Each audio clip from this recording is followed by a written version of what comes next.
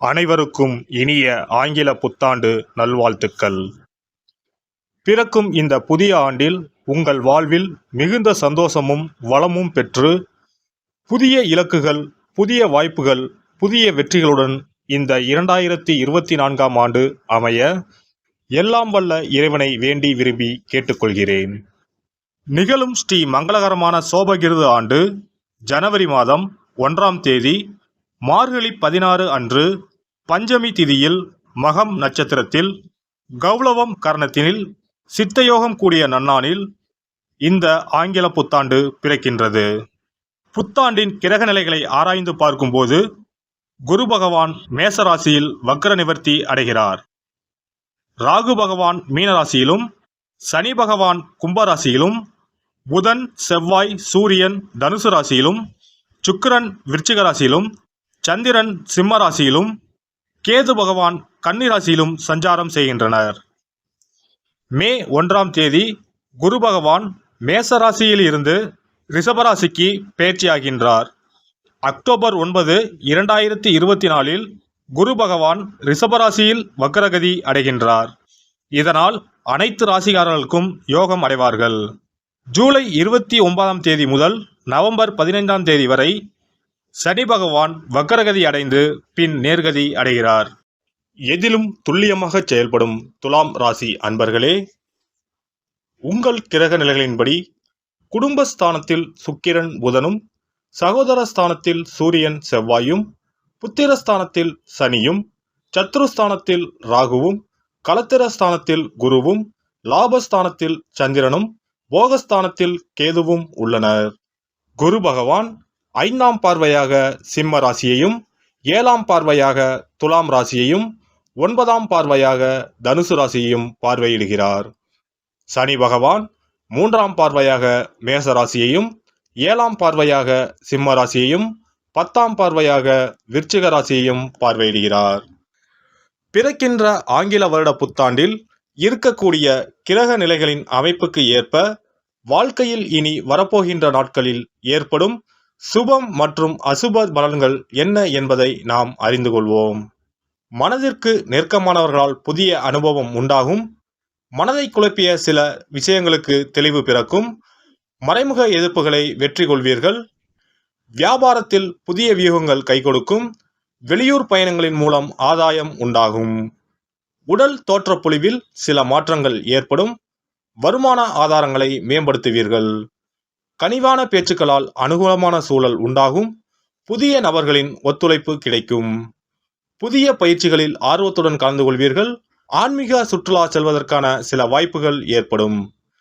எதிர்பாராத சில வரவுகள் உண்டாகும்.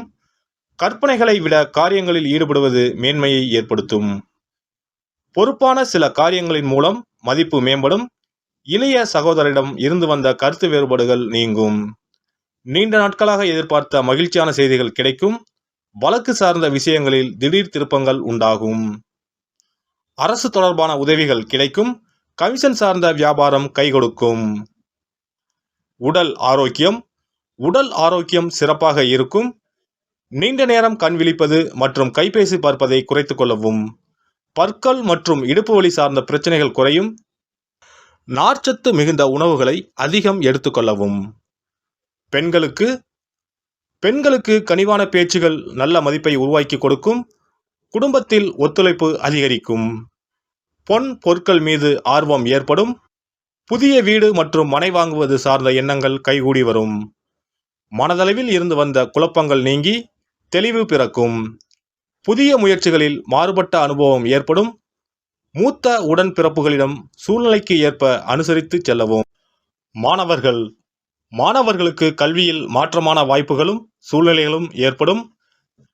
திறமைகளை வெளிப்படுத்துவதற்கான வாய்ப்புகள் அமையும். போட்டிகளில் ஆர்வத்துடன் கலந்து கொள்வீர்கள். வெளியூர் மற்றும் வெளிநாடு சென்று படிப்பதற்கான உதவிகள் கிடைக்கும். புதுவிதமான கல்வி சார்ந்த துறைகளில் ஈர்ப்பு உண்டாகும்.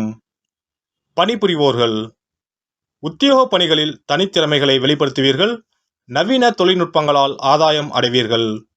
உயர் அதிகாரிகளிடம் நன்மதிப்பு ஏற்படும். சக ஊழியர்களிடம் விட்டு கொடுத்து செல்வதால் ஆதாயமான பலன்கள் உண்டாகும். பணி சார்ந்த புதிய மாற்றம் ஏற்படும். திடீர் செலவுகளால் கையிருப்புகள் குறையும். சிலருக்கு எதிர்பாராத இடமாற்றங்கள் உண்டாகும். வியாபாரிகள் வியாபார பணிகளில் முன்னேற்றமான சூழல் ஏற்பட்டாலும் அதற்கான உழைப்பும் அதிகமாக இருக்கும். எதிலும் பொறுமையுடன் செயல்படுவது நல்லது. பயனற்ற விவாதங்களை குறைத்துக் கொள்ளவும். ஜாமீன் சார்ந்த விஷயங்களில் சிந்தித்து செயல்படுவது நல்லது. அரசு வழியில் எதிர்பார்த்த சில உதவிகள் விரயங்களுக்கு பின்பு கிடைக்கும். அபிவிருத்திக்கான சூழல் சாதகமாகவே அமையும். கலைஞர்கள் கலைத்துறைகளில் சில நுட்பமான விஷயங்களை புரிந்து கொள்வீர்கள். செயல்பாடுகளில் சோர்வின்றி செயல்பட்டால் மதிப்பும் பரிசும் கிடைக்கும். எதிர்பார்த்த வரவுகளில் ஏற்ற இறக்கம் உண்டாகும். விலகிச் சென்றவர்களை பற்றிய சிந்தனைகள் தோன்றி மறையும். மூத்த கலைஞர்களுடன் அனுசரித்து செல்லவும். ஆரோக்கியம் சார்ந்த செயல்களில் கவனம் வேண்டும். நண்பர்களின் வழியில் புதிய வாய்ப்புகள் கிடைக்கும். அலைபாயும் சிந்தனைகளால் சில குழப்பம் தோன்றி மறையும்.